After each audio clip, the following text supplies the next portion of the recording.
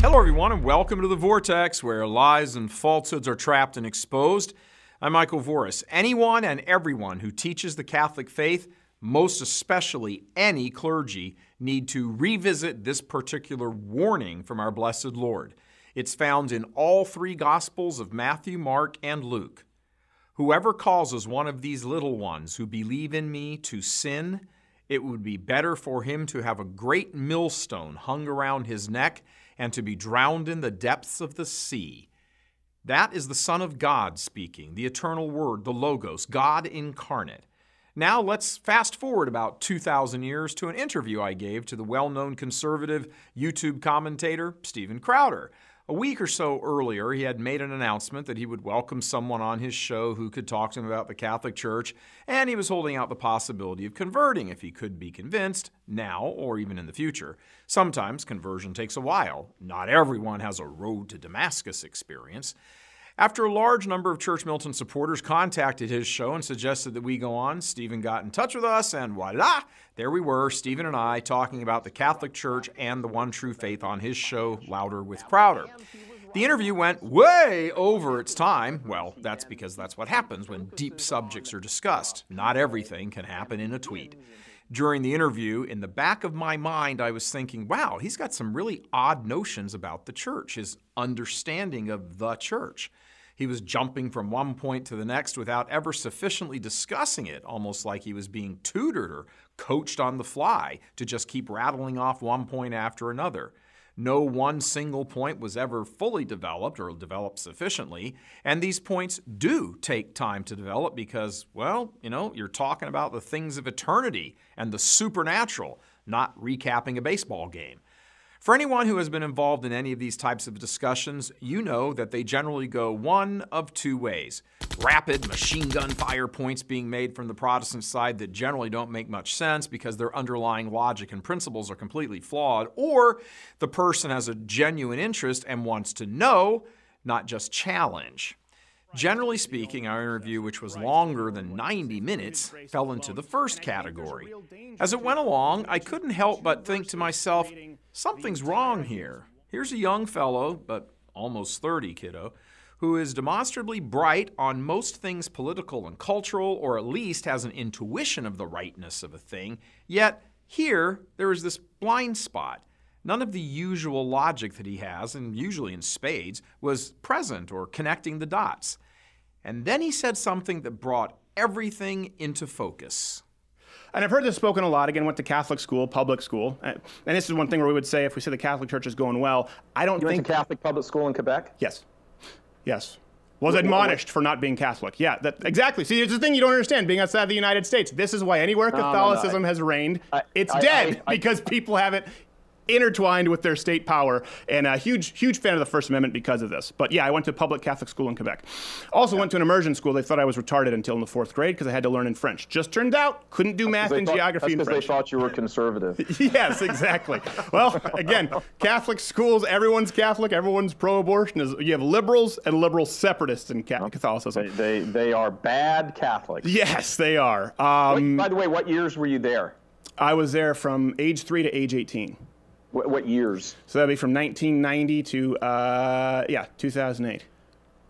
All right. So maybe it was 90 to 2008. You were there during the collapse of the sort of the referendums, the first generation after the collapse of the church. Yeah. Rough go of it. Certainly rough go of it with my family who were involved in the church, and my they all rejected it. apologies for all of the bad Catholics who gave you bad information about the church. Yes. Well, they'll have to answer to Jesus Christ for that. Steven Crowder, this innocent little kid with, I'm sure even at that age, a bright young mind, had fallen victim to the evil of traitorous Catholics in the Catholic education system right in the heart of the crisis years. At one point in the interview, he even said something like, the leaders of the church support things that both he and I rail against, and he's right. Most of the hierarchy is in love, it seems, with the political social justice agenda of the left, and they fall silent on the moral evils which the left ignores: abortion, contraception, homosexuality, you name it. Steven Crowder was exposed for his entire youth to the perversity of false Catholicism, presented by bad Catholics who had an agenda other than the salvation of his soul, because bad Catholics don't believe in salvation or damnation, nor do they care about people's souls. Here we have a huge living color, a preeminent example of the utter failure of many Catholic leaders who no longer believe the faith or have invented their own version of the Catholic faith, making them, at least philosophically, Protestants. Stephen Crowder is exactly one of those little ones who has been led astray, deprived of authentic Catholicism, and has fallen into the trap of Protestantism, somewhat understandably. He is the theological equivalent of so many American public school students who know nothing of authentic American history, for example, because their teachers lied to them and still do, and deceived them and still do about the truth, even if only through omission. They are deceived on purpose to pervert an entire generation into accepting lies as truths because those entrusted with their intellectual care desire that they no longer live lives rooted in honesty and truth, but misunderstanding and misinterpretation. The less they know and comprehend, the better for the forces of darkness. So they get them while they're young, never being square with them. Stephen Crowder is the theological product of the Church of Nice, not authentic Catholic truth, and he doesn't know it. Do those offspring of the devil who wear robes, the wolves in shepherd's clothing, understand the terrible fate that awaits them when they die? Do they understand that they will have to pay dearly for eternity for putting up roadblocks to salvation for bright young children like Stephen, who grow up into bright young men, but have no real touchstone to the only truth that matters in the end, Catholic truth? Think of Stephen Crowder while you are thinking again of what our blessed Lord said. Whoever causes one of these little ones who believe in me to sin, it would be better for him to have a great millstone hung around his neck and to be drowned in the depths of the sea. The men and women who have twisted these young minds are jackals feasting on the innocent.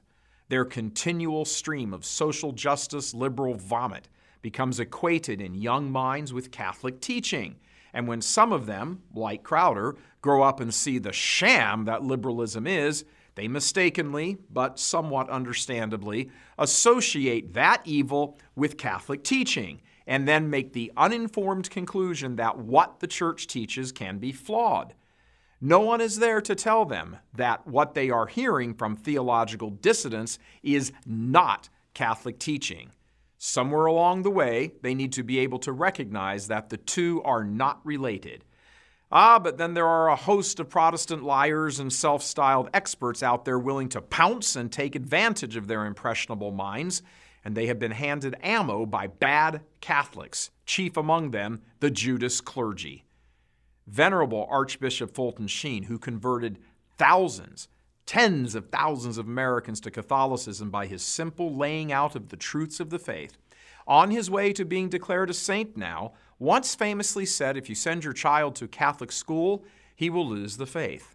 And if we may add, if he never had the faith, he will find it that much more difficult to come to the faith.